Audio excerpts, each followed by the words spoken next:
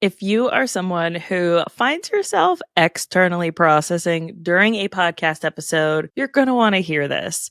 Most often, when we are externally processing or going down side quests in our episodes, either as solo hosts or as co hosts or guests, it can be really distracting. So, how can we be more present, more engaged, and more effective as hosts? Today's guest, Kim, is going to share all of that and more. And I absolutely loved having this conversation and some really strategic things that you can start doing right away to be more present in your episodes and get your point across in a way that still gets it across without having too many distractions.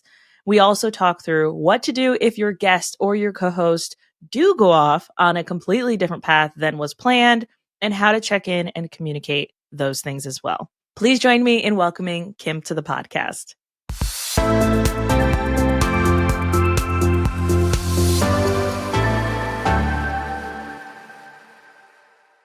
Hello, Kim. Thank you so much for being on the show today. I am very, very excited to chat through your podcasting journey, as well as some strategies that we can use as both hosts and as guests and as podcasters to do better at being able to communicate with our listeners in a way that really drives home the point that we're trying to make.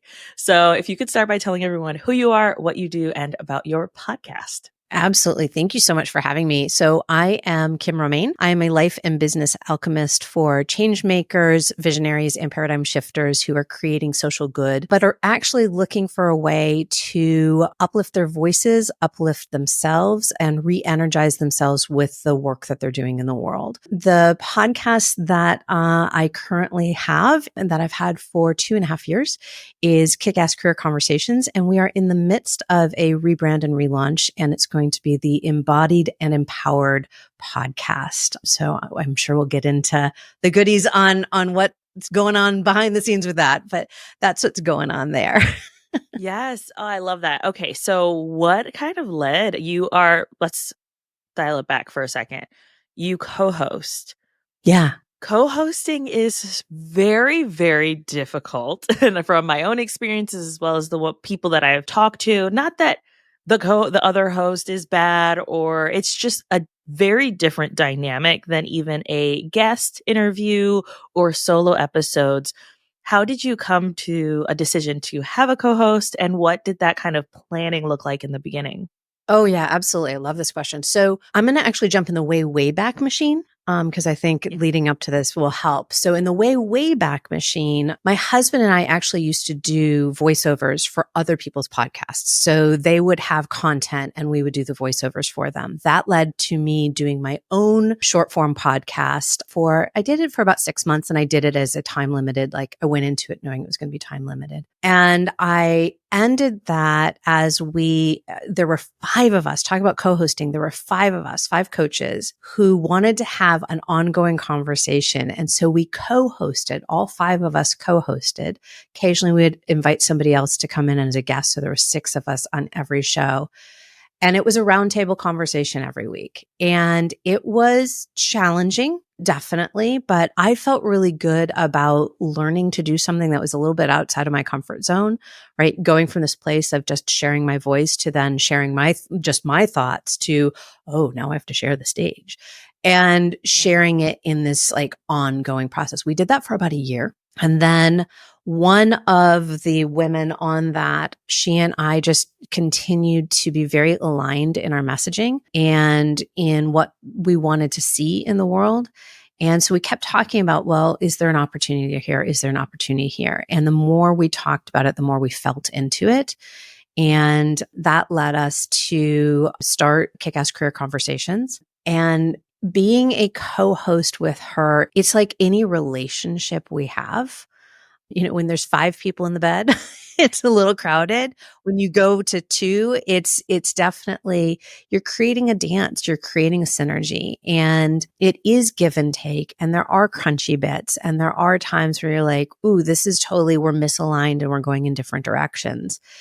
It's the communication that happens behind the scenes as well as during our conversations on air and with our guests, that has been absolutely the key to our success. And actually, we are rebranding and continuing on as co-hosts with our new one as well. It's been an absolute joy to do it side by side with her, but it's the communication that is key. Yeah. And it's so interesting too, having had that relationship previously and then continuing that relationship and then going through a shift together, very much like marriage, right? Like I've Yeah. been with my husband for 11 years now, and we're not the same people that we were when we first got together. And I like to think of relationships and marriages as, do I like who he is today? And do I like who I am today? And that's what makes the relationship, is being happy here. Not, oh, well, we were like that there, or what are we going to be like in 10 years? Like just being in the moment and like living for where we are now, and communication being so, so, so important. We have, yes, our core values are very similar, but we have different political leanings and maybe some differing opinions because we grew up very different. And so, yes, our core values are still the same. How we want to raise our kids are still the same. But it's always very interesting when we hit those snags of being like, all right, I think you're wrong, but I still love you. Okay, moving on. Yeah, and that's exactly what it's been like with Louise, where those are the crunchy bits, right? Where it's like, oh no, that's not what I want to do, right? It's not even about who's going to give, right? That's, I think the assumption is who outpowers the other one. It's not. It's really about, okay, let's get back to what our intention is here. Let's get back to what is it that we're creating? What is our big vision? And how do we both think we can best create that into the world? And in my marriage, as well as with this partnership with Louise, I choose every day. It is a conscious choice. And we have those conversations both in my marriage and with Louise. It's like, I choose you. And it is mutual. If we are both continuing to choose each other, we keep moving forward together. If it ever comes to the point where it's like, I don't choose you, I don't know if it's just for one day, one time, whatever, but we have that option to say, I'm not choosing you right now. Yeah, absolutely. So let's talk rebranding. What has Yeah. that looked like? So is the content going to shift? Is the overall mission? What does that look like for you? So we decided to do the rebrand because we kind of outgrew where we were with Kick-Ass Career Conversations. We went into this with this idea that we wanted to change the face of how people were approaching work. Me really from an entrepreneurial space and her from within a corporate space. And that changed over the time that we were doing the podcast. It was 2.5 years of us doing the podcast as it was. There was so much that we loved about doing it the way that we were doing it, but the focus was just wrong. And so, or not wrong, we just outgrew it, right? We just didn't choose Yeah. it anymore. And so really leaning into where each individually in our own businesses, in our own lives, our own growth trajectories, where we could find that commonality again that was outside of the career space is what led us to how the rebrand is taking shape. The format isn't changing greatly. You know, we're not having a conversation about their career necessarily at the beginning, but the conversations, the way they unfold, very similar because the style we liked. It was just the focus was a little bit off. Yeah, that makes sense. What's the new name again? Empowered and embodied. So when you think of like kick-ass career conversations shifting to that, what does that kind of look like for listeners? So I think the shift isn't as drastic as the name sounds like it could be. Because really what we had been talking about very much so for the past 6 months in particular, the last 6 months of Kick-Ass Career is about empowering yourself, is about this place of embodiment, of being in tune with what's happening inside of you and being aware and present with self. And so because the conversation was already there, I don't think it'll be such a shock to people's systems. And I know that as the content has filtered that direction, like our listenership has gone up. We've gotten guests that are very in tune with that as well. And it's just, it's naturally evolved. And so I don't think from a listener's perspective, it's going to be that, oh, wow, we're taking a left turn here. It's more of of an unfolding of kind of just what's next. I love that. And I love that your listenership is growing with that, because so often I see people and they kind of do a bit of a 180 with people. Mhm. And the listeners are like, whoa, that's not what I came here for. What is going on? Where can I select no longer interested in this type of content? Right. So it's really good that your listenership is growing and that you're seeing people coming along for the ride. I remember we had a guest back at the end of last year where they were talking about how they rebranded, and the listeners were like, yeah, we knew that was coming. Like, we knew before you did. You were Yeah. just kicking yourself trying to like not do it. Yeah, we know. So I think bringing your listeners in is such a key part in a rebrand. So love that they're along for the ride, because that tends to be a lot of the fear around shifting and maybe getting more specific with your message and getting more specific with the listenership that you plan on talking to. So that's really Yeah. awesome. Well, and part of what we did is after we finished, because we had been doing it as a live stream and then they can pick up the audio after that. And we did ours unedited. The shift there is it's not going to be an immediate drop to audio. There will be a little bit of a pause between the live, and we're only going to live stream on one platform now. It's not going to be kind of everywhere for the live stream. So that part of it's changing a little bit. But the between doing our last live and then the dropping of our new episodes, we're pulling old episodes forward that speak to this place of empowerment and embodiment. And so we're really setting the stage, so to speak, to allow them to ready them for what's coming next. If they just happen in, because we also didn't want the dead air, right? We wanted people to continue to be able to listen along before the rebrand was ready. Yeah. Oh, that's so good. Like all the strategies you're using, I'm like, yeah, all of that makes so much sense. And I love that you're going about it that way. And it's very strategic, right? Because we have to keep our listeners in mind. And I was trying to explain this to my team recently. Podcast listeners are fickle. They're Mhm. very, very particular. And if you do a 180 on them, they're going to drop you. If you stop for 6 months without giving them any clear direction as to why and when you plan on being back, they will drop you. They have millions of other shows that they could potentially pick up. So, as hosts, it's really important for us to keep the listener in mind with all of these changes that we're making, even if it's as simple as life is happening right now and I'm struggling and the podcast has to take a back seat. Cool. Where else can they connect with you to see when new episodes are coming live? Where can they, maybe get some more of you? Maybe it's subscribe to your email list or it's follow you on whatever social media platform you like. That is what's going to help be able to keep your people. And so the strategies that you have used and you and your co-host have used during this rebrand are so strategic, and I absolutely, absolutely love them so much. Yay. Thank you. So let's go back to what we had kind of teased at the beginning of being better hosts. I'm pretty sure I have undiagnosed ADHD.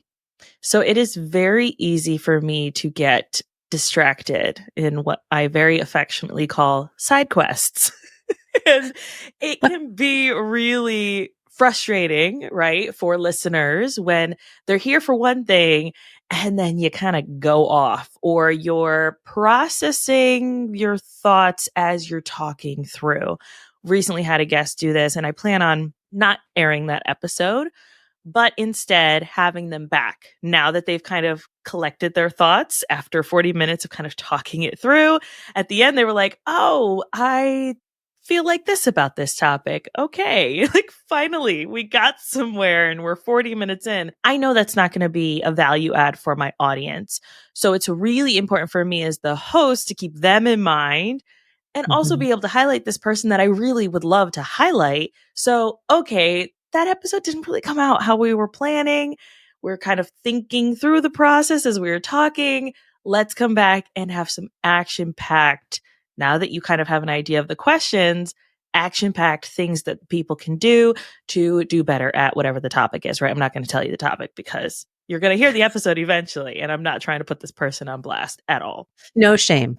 Right. Exactly. And, I think so often, especially when we're by ourselves, we're kind of speaking into the void, we can allow ourselves to be distracted, but listeners aren't there for that most of the time. So, Right.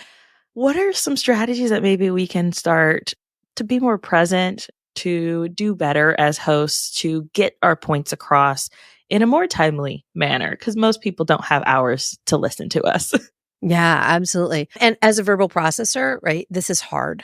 So I'm gonna like put that out front as first, and also definitely somebody who probably has undiagnosed ADHD as well. So it's hard. Our brains do go all over the place naturally. And so allowing ourselves to be really focused and really present just for this period of time. So saying, right, I have 40 minutes, I have 30 minutes, I have an hour, whatever that time frame is that you've set aside for this, to say, I'm going to stay focused and present with my guest, with myself, with the topic.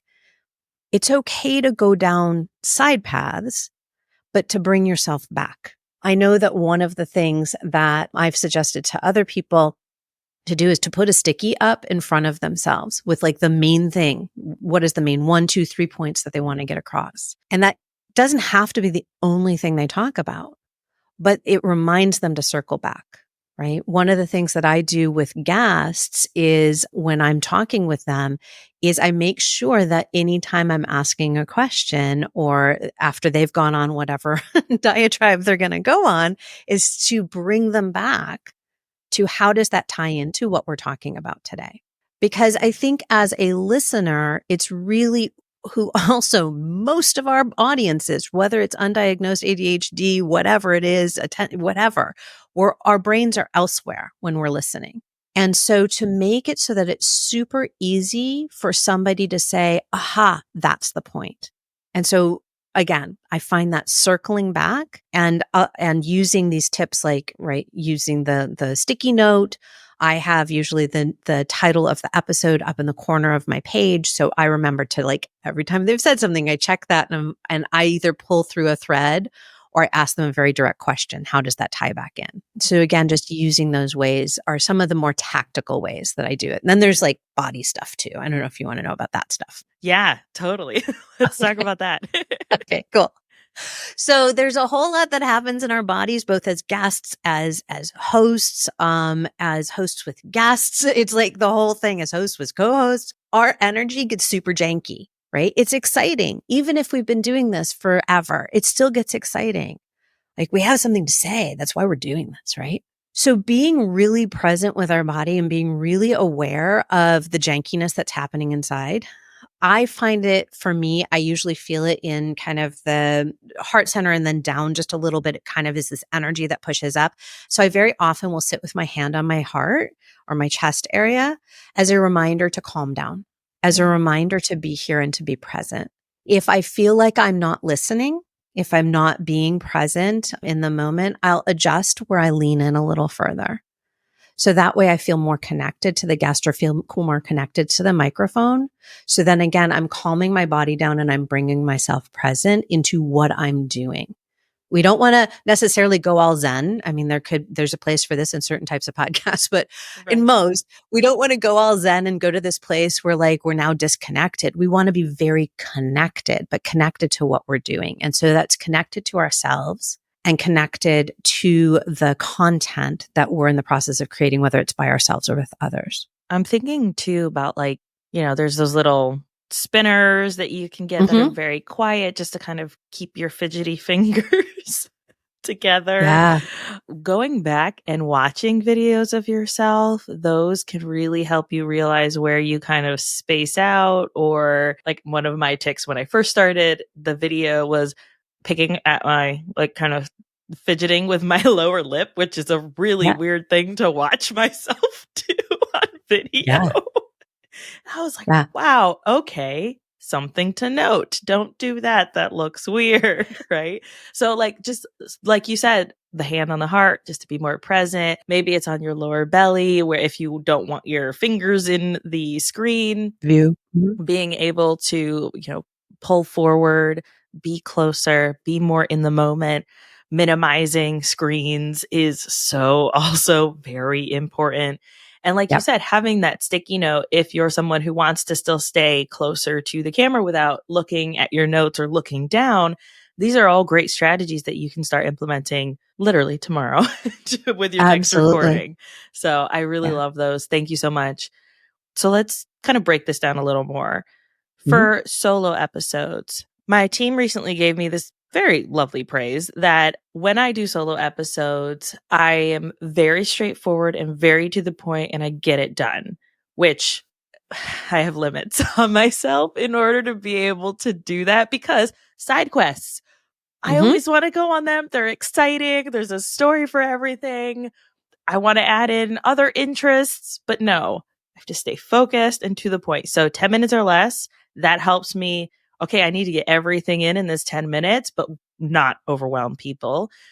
Having an outline really helps me to be able to do that. I have it pre written. No, I don't have all of the notes in there, but I'll have, all right, these are the points. And when I find myself getting distracted, I come back to it.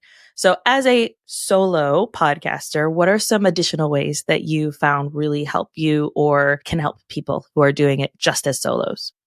Yeah. So the big thing with solo, and this again being a verbal processor, somebody who's like da da da da da, yeah, and who also I don't love scripts. I really don't. I take that back. I love scripts for other things. I don't love scripts for myself for when I'm doing a Yeah. podcast.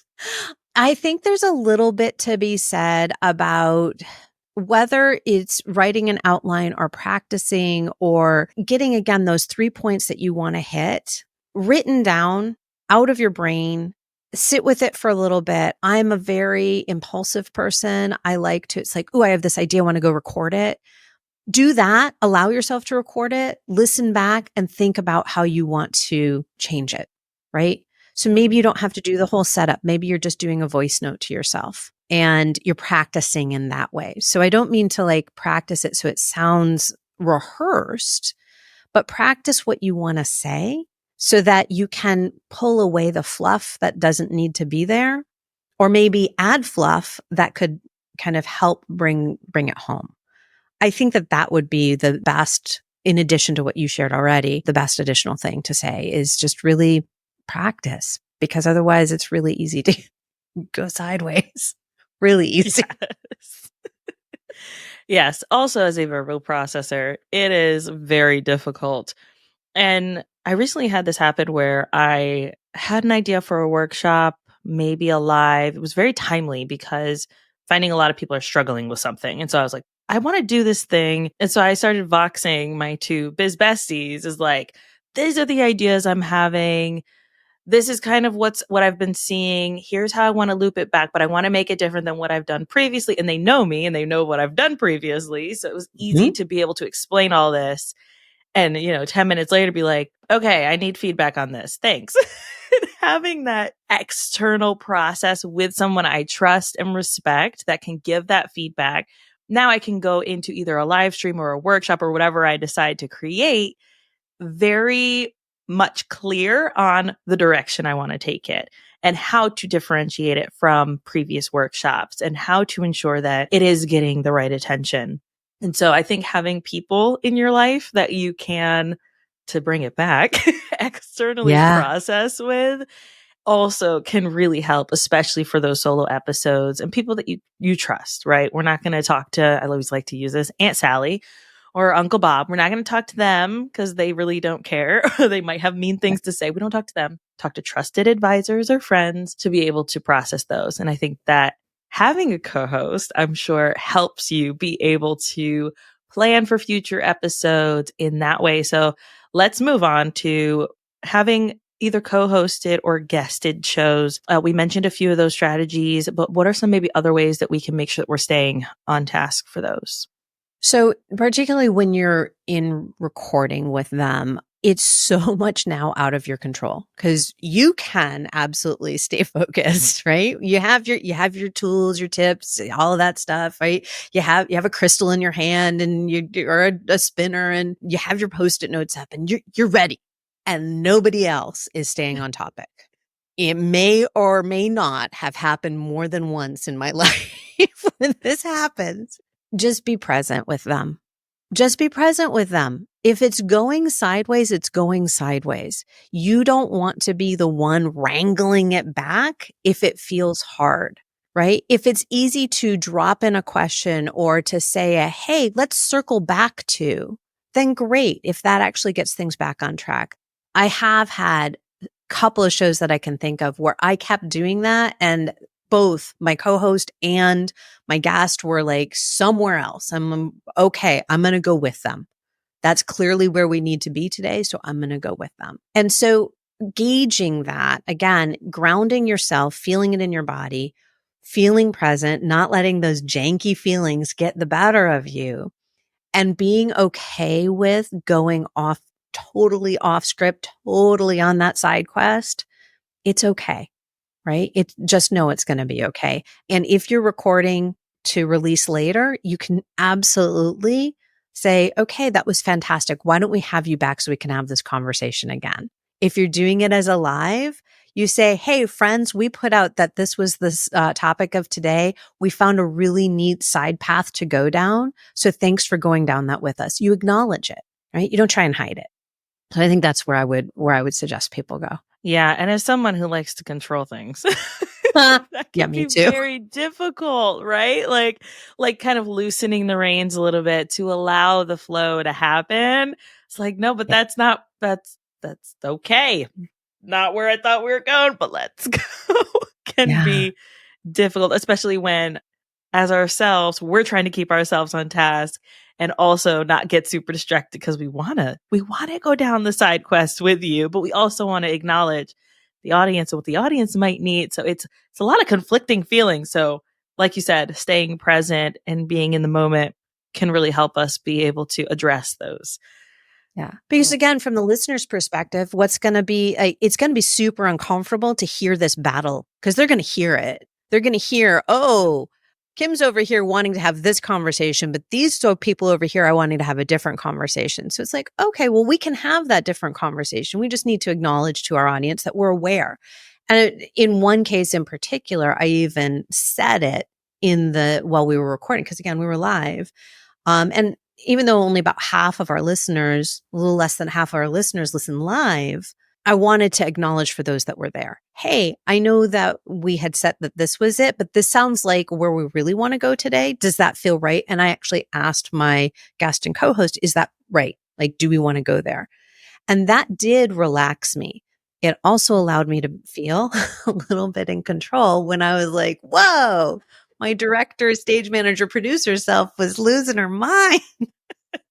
Yes. And it goes back to communicating. Like, I feel like all of this is about communicating with ourselves, communicating with other people, keeping that line open to be able to shift and flow where we need to in the moment. This has been so good. What are some ways that you could potentially help people with the things that we've discussed today in being more present, more in the moment in our lives, not just as podcasters? Absolutely. So one of the things that I love working with people on is their self-mastery. And so it's a way that I can help people figure out what are those places that they need to tap into to stay present with themselves, but it also helps them make aligned decisions. It helps them, right? If they're entrepreneurs, it helps them actually in their business get rid of whatever they've put on their business that doesn't need to be there because we've all done it. It allows, right? It just having self mastery is where we get the opportunity to actually feel in control of what we can control, which is ourselves, and to allow other people the space to be themselves. And that's where the good, juicy connection comes in. Yeah. What are some things that people are probably struggling with that they might think, oh, self mastery, I got it. But what are some things that they might not really notice as issues with self mastery that they could be like, oh, yeah, I do need that? Yeah. So interestingly enough, I had a call this morning with a client, and amazing human being, has several multi-million dollar companies that she runs. And she's in the process of handing off leadership to those organizations to other leaders. And she's like, I just don't know why they're just not stepping in. And I'm like, well, because the perception they have of you is this. She's like, but that's not me at all. I said, that's great, but that's their perception. Because so one of the things with self-mastery is understanding that people will receive us very differently than we think we're showing up in the world. And so giving ourselves that ability to say, oh, I'm aware that this is who I am and this is who I am, right? We are yes and.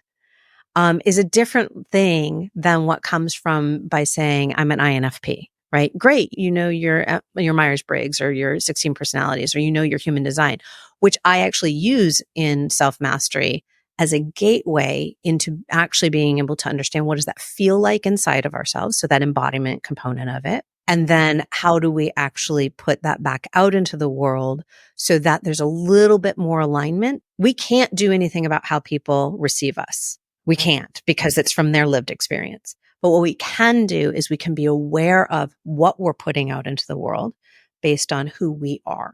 And so that's just an example of, it's like, but why aren't they responding to me? Well, there's maybe something going on inside of you that you're actually not aware of. Yeah. Oh, that's so good. Well, people, go check out Kim, obviously. Where can people find you, get to know you, listen to your podcast? Yeah, absolutely. So everything is on my website at kimromain.com. It's KIMROMAIN, no E.com. And you can get to the podcast there. You can find out more about what even is self-mastery. And you can find out about all the ways that you can be an amazing human that you are and have people see you and understand you for who you are. Oh, that's beautiful. Thank you so much, Kim. This has been so incredible, and I have loved our conversation. Same. Thank you for having me. I really appreciate it.